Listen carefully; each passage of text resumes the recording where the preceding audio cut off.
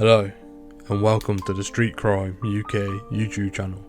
Please don't forget to like, share, comment and subscribe. Today we look at a story of a woman who was forced into prostitution and has spoken about her hell at the hands of a cruel gangmaster. Julius Rigo, who was known as the nickname Juicy, pimped out women for as little as £10 at a time. It was reported that if they didn't earn enough, he would starve them. The men who were under his control were also beaten and forced to work long hours in the South Manchester car wash. All 13 people who were under Juicy's control were forced to live in cramped and grotty houses. The slaves that Juicy kept were all Czech nationals, who tried desperately to shield their children who were living at the properties with them from the horrors that they were being exposed to in the UK. One of Juicy's victims, who was known as Sabrina, was forced to work 12 hours a day. Having known Juicy, who was 37 at the time, for many years, she trusted the pimp, who had promised to help her find work in the UK. He said, "Don't worry, we will help you. Together we will make something." But, Sabrina said, on one occasion, Juicy forced a man under his control to cut up and eat a pair of knickers because of a mix-up over the laundry. She also explained that everyone experienced violence at the hands of Juicy, who was known as the gang master. Mr. Rigo was, Sabrina explained, idolised by the children, some who were as young as 4 years old living at the property, who would repeat the verbal abuse he would yell at the women who were working for him.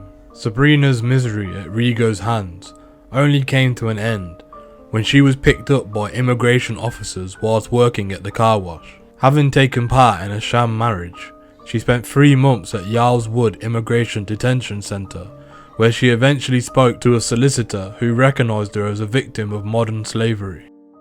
It was only then that Sabrina and the other victims started to speak to the officers at Greater Manchester Police Modern Slavery Unit.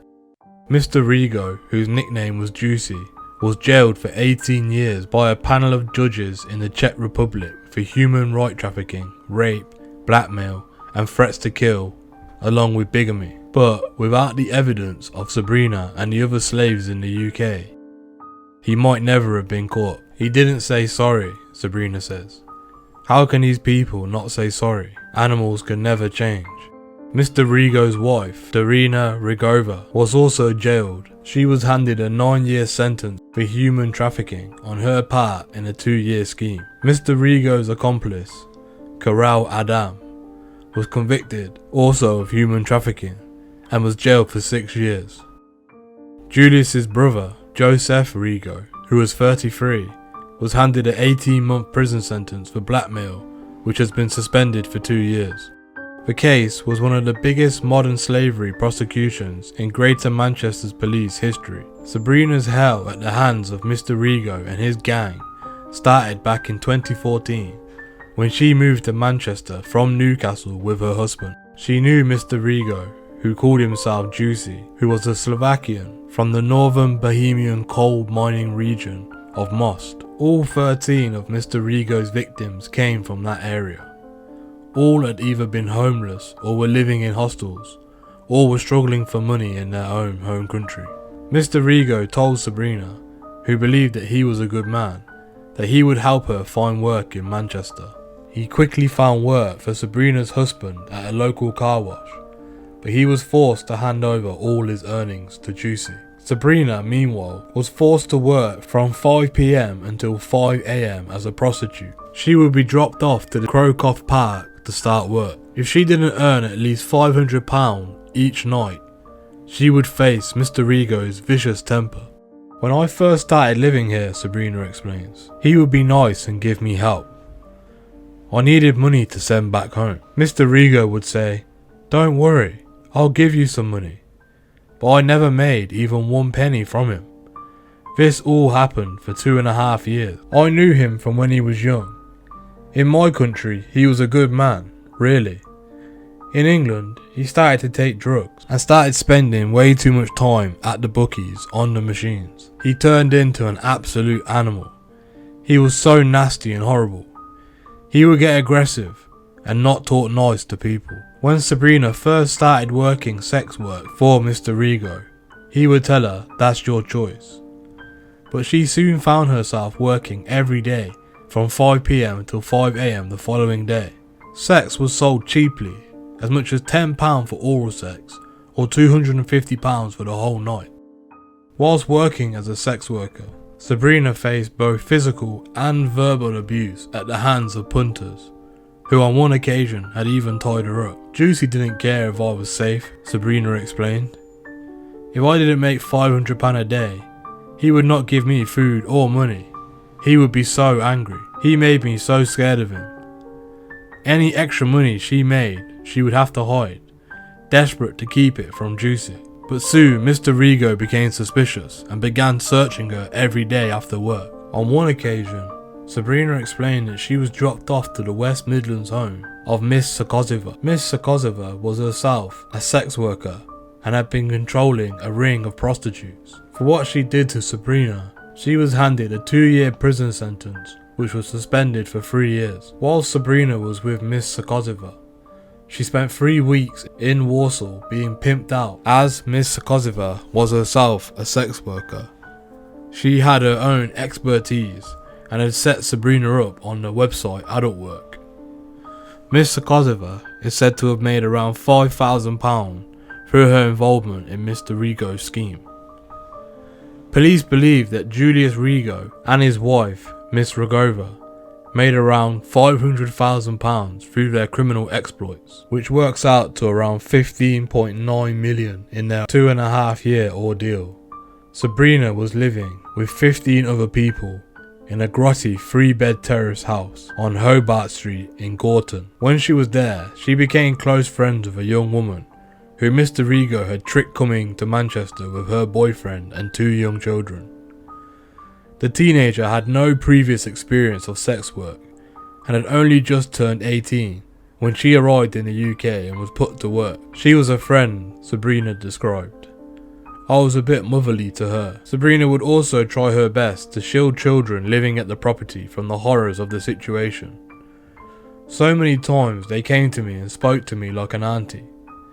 Despite this, Sabrina herself felt crippled by an overwhelming fear of Mr. Rigo. Because she was trapped with the other slaves, she feared the potential consequences for everybody else if she herself tried to escape. "Still, when I'm sleeping, I have bad dreams and I wake up screaming Juicy. When I take a shower 100 times, I still feel dirty. I can change my name, but I can't change my face, and the memories inside of me cannot be changed." However, eventually Sabrina started a new relationship with a man who helped her escape Mr. Rigo's clutches. But this was not before she was picked up by an immigration officer at a car wash where she was working and taken to a detention centre. Sabrina spent 3 months at Yard Woods Immigration Removal Centre in Bedford. "I thought I was in prison," she says. It was there that she was able to speak to a solicitor who recognised her as a victim of modern slavery, and she was then able to tell police about her grim experience at the hands of Mr. Rigo and his gang. It was discovered that Mr. Rigo and his wife had married just weeks before their arrest for human trafficking. The wedding ceremony officially made Mr. Rigo a bigamist and would lead to his eventual conviction for that crime. The 13 people that were forced into labour by Mr. Rigo are now safe and have been getting support. Some went back to the Czech Republic, others have stayed here in the UK where they are now living a life free from the clutches of Mr. Rigo. Sabrina says, "I think he will die in prison for what he did." She added, "I just want any Czech people or anyone who comes here to the UK not to trust people who invite you over, because I trusted him. And I would tell you just to be careful. Still for me now, even though he is in jail, I'm still so stressed. If I took 100 times a shower, the jailing of Miss Rigova, who was Mr. Rigo's wife, brought on a mixture of emotions. She feels that Miss Rigova herself was frightened of Juicy. Daria, she was scared too, says Sabrina. On the outside she was nice, like a stepsister, but Juicy would be angry and she would be scared as well. I felt a little bit sad for Dario. The police have said that the prosecution against Julius and his brother Joseph Rigo and Miss Sokovia could not have happened without the help of Sabrina and the other slaves. Detective Constable Chris Neild, who led the investigation, has praised the bravery of the victims in this horrific case. Mr. Rigo is a disgusting individual who made their lives miserable. I am very, very proud by the way the victims have came forward to tell their stories. They deserve the result they have been given, but it is all down to their bravery.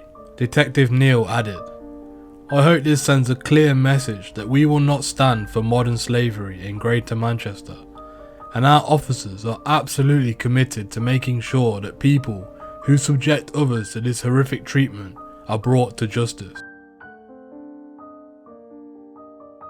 For Sabrina, who gave evidence to the court via video link from Manchester, the scars of her experience still remain. Sabrina has explained that not only that, but she also struggled to find work and cannot marry her current boyfriend due to her involvement in a sham marriage. But she hopes her story will shed light on the issue of modern slavery in the UK. I'm still stressed, but I want to change my life and do good, because that will give me power. I think a new year, new life, she says. If you do nothing, people do more and more, and if you just do nothing about it, they will do it to different people as well. I'm shocked about what is going on in this country. I want to get married, but I can't. That's because at some point, I was forced into a sham marriage with a foreign national. The reason why Sabrina cannot get married is because at some point she was forced into a sham marriage with a foreign national. Technically, she is still married, meaning her plans to start a new life with a man who helped her escape the life of being a prostitute was put on hold. She also struggled to open a bank account, meaning she has been forced to take cash in hand jobs, although she insists that she pays her taxes. Sabrina, who currently works at a car wash, said that she can't find better work because her papers were taken from her. She is struggling to find permanent accommodation without a steady job and any references.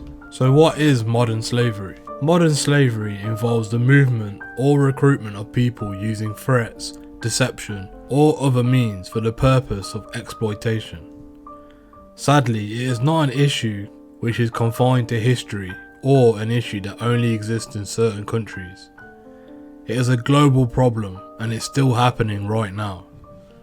There is no typical victim of slavery. They can be men, women, children of all ages, but it is more normally and more prevalent amongst the most vulnerable, minority, or socially excluded in society. Victims found in the UK come from many different countries, including Poland, Hungary, Romania, Vietnam, and the UK itself. Modern slavery is an organised crime with severe consequences. What are your opinions on the crimes committed by Mr. Rigo, or as he was known, Juicy? Do you believe Mr. Rigo's sentence of 18 years was enough, or not harsh enough? Please let us know what you think in the comments below. Thank you for joining us today.